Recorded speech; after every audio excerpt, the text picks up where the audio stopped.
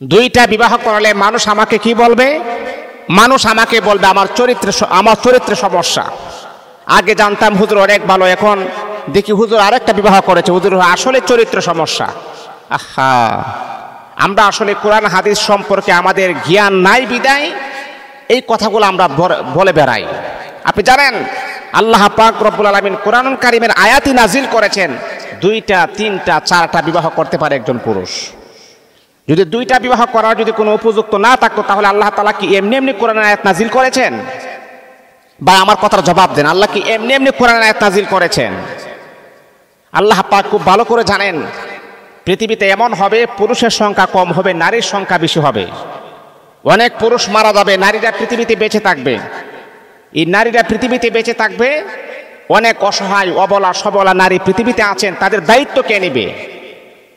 আমি আপনি যদি বিবাহ না করি, আমি বিবাহ করলাম একজন স্ত্রী, কিন্তু আরো 5 জন নারী আছে তারা বিধবা অথবা তাদের বিবাহ হচ্ছে না, যে কোনো কারণে হোক, তাহলে তাদের দায়িত্বটা কে নেবে? তাদের দায়িত্ব যদি আমরা না নিই তাহলে এই নারীটা কোথায় যাবে? এই নারীটা কি করবে জানেন? শেষ পর্যন্ত যখন দেখবে না আমার দায়িত্ব যখন কেউ নিতেছে না, তখন পতিতালয়ের সাথে তার সম্পর্ক হবে, জিনাহের সাথে তার সম্পর্ক হবে, অবৈধ কাজে তার সম্পর্ক হবে। আর আমরা যখন জানি বুঝি না জিনাহের কাজে কেন তার সম্পর্ক হবে, পতিতালয়ে কেন তার সম্পর্ক হবে, তার দায়িত্ব আমি গ্রহণ করব হালালভাবে, যখন আমরা তার সাথে যখন থাকতে চাই তখন আপনারা বাধা প্রদান করেন, তখন আপনারা বলেন হুজুরের চরিত্র সমস্যা আছে।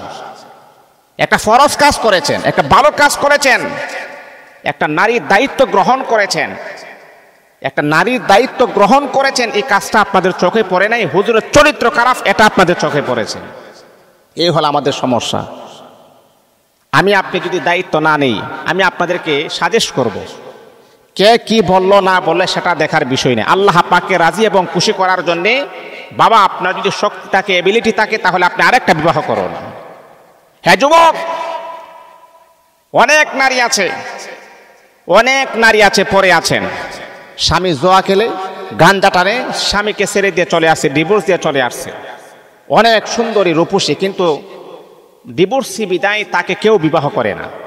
আমি আপনাকে বলবো, এমন নারী যদি হয়, সম্ভ্রান্ত যদি হয়, আপনি যখন তদন্ত করবেন, আপনি যখন ইনকোয়ারি করবেন, জাস্টিফাই করবেন আসলে কি ডিভোর্স হওয়ার ক্ষেত্রে নারীর দোষ ছিল নাকি পুরুষের দোষ ছিল, যখন আপনি দেখতে পারবেন না নারীর কোনো দোষ নাই, স্বামীটা খারাপ, স্বামীর সংসার আর সহ্য করতে পারতেছে না, অত্যাচার জুলুম আর সহ্য করতে পারতেছে না, তখন স্বামীর সংসার ছেড়ে চলে আসছে, ওই নারীর দায়িত্বটা আপনি গ্রহণ করুন, ওই নারীকে আপনি বিবাহ করুন।